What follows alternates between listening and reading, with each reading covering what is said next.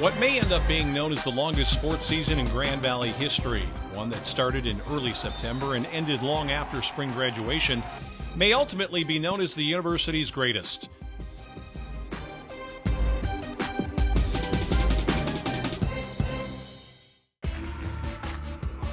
As Laker athletes lined up in August with hopes of capturing their 8th straight Directors' Cup, no one could have anticipated the spate of individual and team conference titles and national championships that were about to be gathered.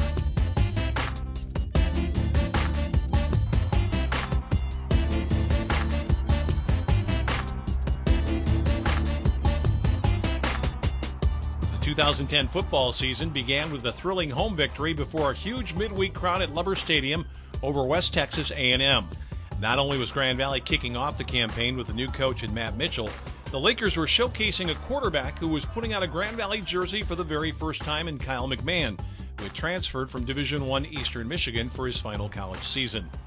In the opener, McMahon showed himself to be one of the fastest and most versatile quarterbacks in Laker history by leading Grand Valley to a 34-31 comeback win.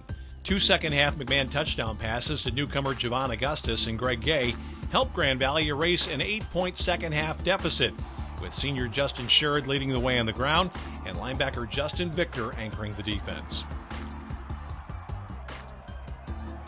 There were plenty of highlights in Grand Valley's 6th straight conference championship campaign, which featured a 10-1 record and an unbelievable fight back in the closing seconds of a home win the very next week against Hillsdale.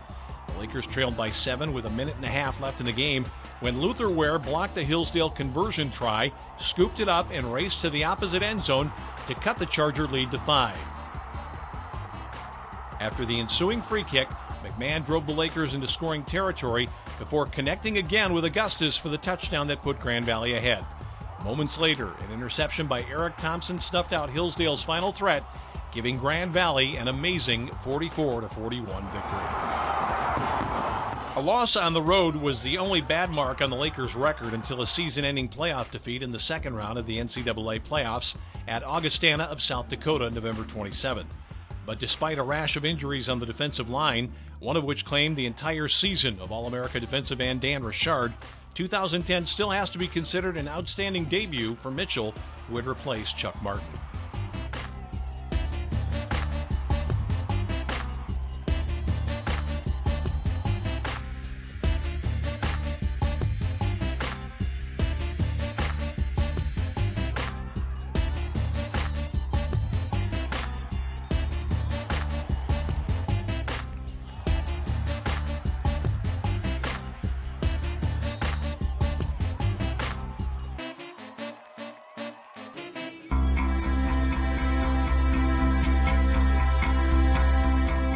At about the same time the football season was starting, Dave Diani's soccer squad set off in search of its 2nd straight national championship, having gone undefeated in 2009. Despite a strong returning roster, the Laker women faced some of their own health problems early on that caused prolonged absences for standouts like striker Ashley Botts and midfielder Aaron Hilbert. But after a 1-0 loss in overtime at Northern Michigan in mid-September, Diani's team found the magic once again. Though they slogged through a pair of league ties in GLIAC action, the Lakers were unbeaten and unscored upon at home in 2010 and blistered their opposition with a stifling defense led by Division II Player of the Year, Jenna Wenglinski. By the time the postseason rolled around, goalie Chelsea Parisi was rarely being tested, while Botts, Kayla Addison, and Jaylene Dingledine were scoring goals in bunches. In the midfield, Aaron Marouz and senior Kristen Eibel dominated opponents, giving Grand Valley a huge edge in possession in most games.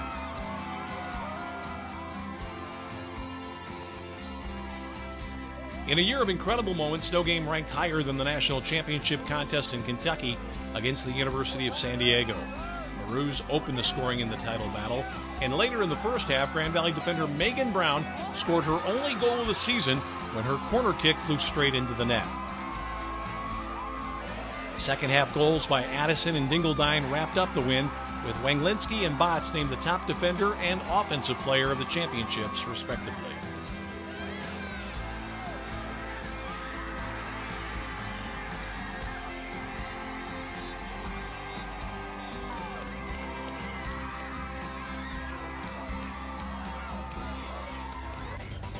But the Fall Sports Festival wasn't the exclusive championship domain of the soccer team. Jerry Baltus's women's cross-country team showed great balance and depth in claiming a first-ever national title for the Lakers. Catherine McCarthy and Megan Mastertini paced the Lakers with 4th and 9th place individual finishes, while Rebecca Winchester, Kylan Cieslak, and Julia Nowak all finished in the top 30. Earlier that day, the Grand Valley men's team also had a rousing performance, finishing 3rd overall in the nation, the highest finish in school history.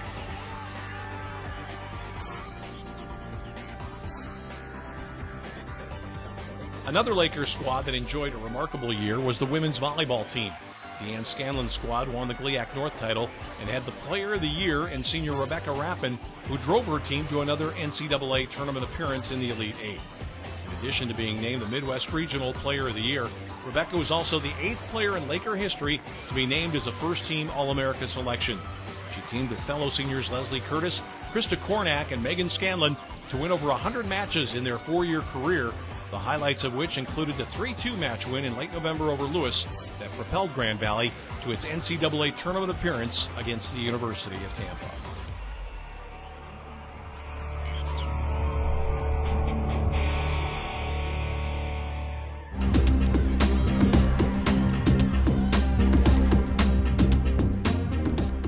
The 2010-11 basketball seasons saw both Lakers squads in the hunt for conference titles, but Rick Wesley's men's team came up just short of both a championship and an NCAA tournament berth in a year in which the Lakers were racked by injuries.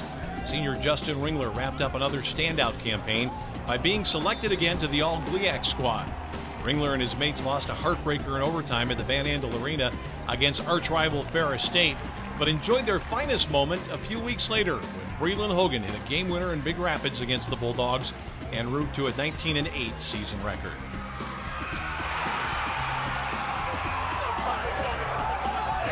The women's team fielded one of the youngest squads in school history and got off to a great start before losing steam toward the end of their season.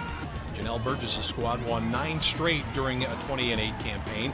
Senior Elizabeth Van Tippelen was among the seniors who said farewell to the Lakers, but not before helping her team to a first-round NCAA tournament game against Drury in the Midwest Regional.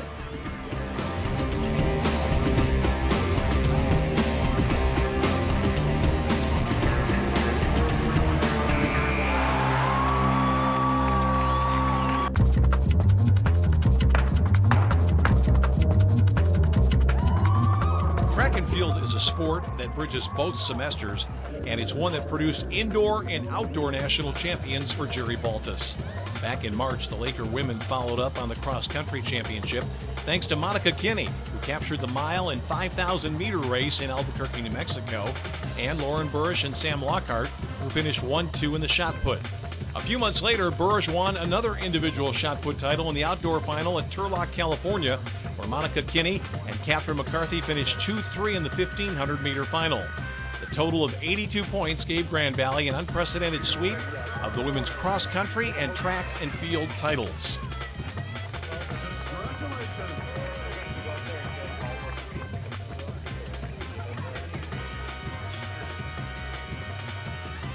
Meanwhile, the men's track and field squad had top 20 finishes at both the indoor and outdoor nationals, led by shot putter Daniel Vanek.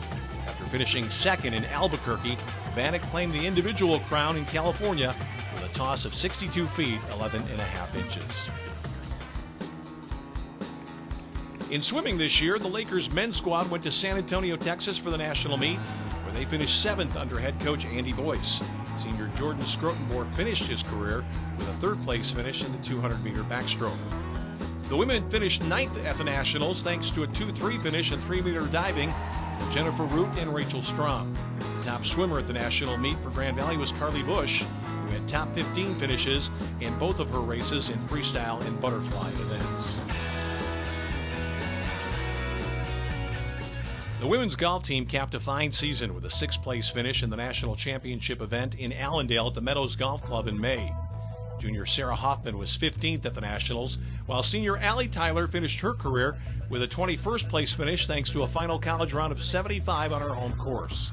The women's national championship at the Meadows was claimed by Nova Southeastern of Fort Lauderdale, Florida.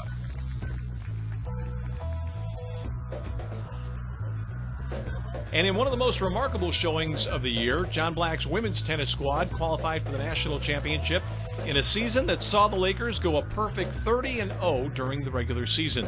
The women then defeated Ferris State 5-3 to end a trip to the Nationals in Altamonte Springs, Florida, where their season ended in the round of 16 against Hawaii Pacific.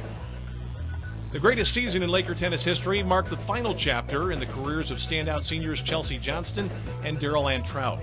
Both were solid contributors in singles again this year, and their number one doubles partnership paid great dividends in a campaign that concluded without a regular season loss.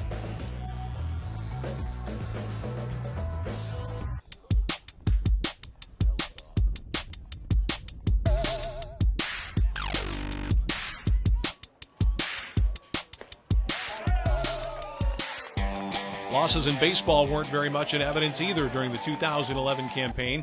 Steve Lyon's Diamond squad was probably the top team in Division II throughout the year, winning 52 of 55 games prior to a pair of season-ending losses in the D2 World Series. Senior Joe Jablonski etched his name in the record books on more than one occasion. And outfielder Cody Grice and pitcher Bill Maple picked up league honors as the player and freshman of the year, respectively. While Grice flirted with a .400 batting average much of the season, he was also helped by the likes of junior pitcher Kyle Skapel, a second-team All-America selection. Junior outfielder Steve Anderson was another Laker who starred throughout the year, earning honorable mention All-America status along with Grice. With two narrow losses at the World Series, the Lakers were foiled in their quest to bring home Grand Valley's first baseball national championship. But during the offseason, they'll remember all of the highlights, including Corey Phillips' extra-inning walk-off home run against Wayne State in the first round of the NCAA tournament.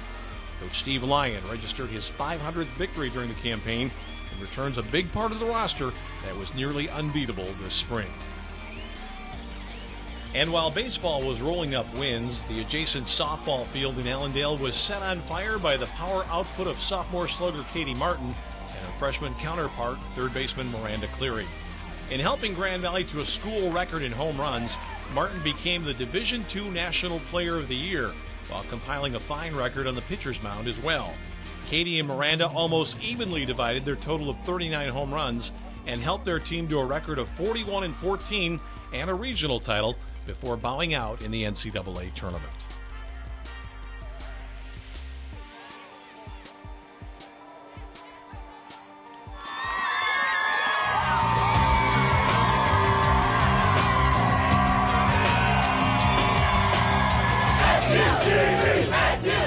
All in all, the 2010-11 school year ranked with the finest in Grand Valley history, and it produced the 8th consecutive first-place finish for Grand Valley in the Division II Directors' Cup competition, securing Grand Valley's reputation again as the top Division II sports power in America.